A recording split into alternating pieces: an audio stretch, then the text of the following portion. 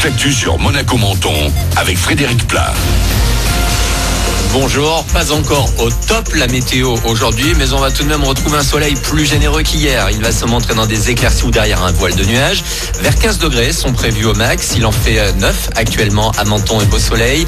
Peut-être un peu plus de grisaille à nouveau pour demain avant le retour d'un agréable jeudi. Les remontées mécaniques vont rester fermées dans les stations de ski pour les vacances d'hiver. Le gouvernement a tranché hier. Il a annoncé une aide de 400 millions d'euros. C'est loin d'être suffisant pour Charles-Ange Ginésy. Le président de notre département parle d'une perte de 12 milliards d'euros. Avec d'autres élus, il demande un plan d'urgence pour sauver nos montagnes et tous ceux qui la font vivre. Pas question pour les Monégasques de partir en vacances au ski. S'ils sont libres de se déplacer dans un rayon de 30 km autour de la principauté, au-delà, il faut présenter un test PCR de moins de 72 heures et justifier d'un motif impérieux. Pas question non plus donc de se rendre éventuellement dans une résidence secondaire dans le Var, ou alors il faut espérer ne pas être contrôlé.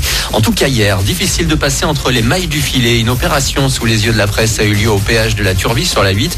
De nombreux automobilistes ont donc été contrôlés et certains Italiens notamment, qui n'étaient pas travailleurs frontaliers, n'avaient pas de test PCR ni de raison impérieuse d'être sur le territoire français, ont été verbalisés.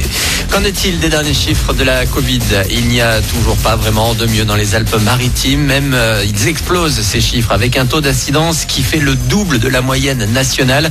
Dans la vallée de la Roya, c'est une véritable explosion là, des cas. Dans les EHPAD de Breil et de Tende, notamment, une centaine de cas a été diagnostiqués ces derniers jours chez des résidents et personnels. À Monaco, on a dénombré un nouveau décès hier, une personne résidente de 65 ans. Un appel à la désobéissance qui fait un flop. Il y a quelques jours, un restaurateur niçois espérait qu'il serait suivi dans son appel à la rébellion sanitaire puisqu'il a ouvert son établissement et accueilli des dizaines de personnes, voire une centaine. Mais hier, Bruno Le Maire a refroidi bon nombre d'émules. Il y a, en plus de l'amende, annoncé une fermeture administrative, la suspension pendant un mois d'accès au fonds de solidarité et même une suspension définitive en cas de récidive. En Italie et à Vintimille notamment, les restaurateurs peuvent à nouveau accueillir de la clientèle, mais uniquement le midi. Le problème pour les établissements de la ville voisine de Menton, c'est qu'en principe, la clientèle est à 80% française. Et avec l'interdiction d'aller et venir librement entre les deux pays, les tables restent trop souvent libres.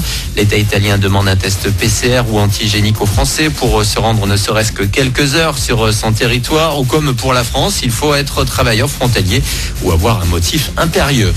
Dépression, stress et problèmes financiers, quelques-unes des conséquences de la crise sanitaire sur la vie étudiante depuis le début de la pandémie. Pour soulager le portefeuille des étudiants, la phase 06 a également prévu d'ouvrir le premier resto solidaire de France. Les étudiants pourront y manger gratuitement 2 fois par semaine. Amaury Baudou, président de l'ASSO. Le projet, ça va tout simplement être la possibilité pour l'ensemble des étudiants sans aucun critère social, la possibilité de venir le mardi et le jeudi soir dans notre local. Nous transformons ce local en restaurant. Et c'est le premier restaurant social fait pour les étudiants et par des étudiants en France. Nous voulons y mettre une atmosphère qui soit jeune, une atmosphère qui représente la vie, qu'au-delà de simplement venir manger, on vienne aussi retrouver un petit peu du baume au cœur, qu'on vienne rencontrer, qu'on vienne partager et qu'on vienne tout simplement passer un bon moment. Propos recueillis par Marc Aluni. Ouverture dès que les restrictions concernant les restos seront levées par le gouvernement. Les infos sur phase06.com. La carte de France de la 5G, selon une étude cette semaine, c'est Nice qui est la mieux couverte parmi les grandes agglos. Derrière, on retrouve Montpellier, Marseille, Lyon et Toulouse. La moitié nord est donc un peu à la traîne. En général, les municipalités les mieux équipées sont celles où les 4 grands opérateurs ont choisi d'investir. Monaco ne fait évidemment pas partie de ce classement, mais la 5G y est bien présente depuis 1 an et demi. Au bord du gouffre, après le retrait du diffuseur principal, la Ligue 1 de foot cherche désespérément des partenaires pour retransmettre ses matchs. L'appel d'offres d'hier n'a pas donné grand-chose apparemment. Aucune des propositions d'Amazon ni des autres médias en concurrence n'a atteint le montant minimal demandé par les clubs. C'est donc toujours le flou. M6 propose toutefois de diffuser gratuitement le Classico au MPSG dimanche soir. Le derby de demain, Monaco-Nice, devrait lui être diffusé sur Canal+ Sport. Ce match sera en tout cas évoqué en début d'après-midi en conférence de presse au Louis II.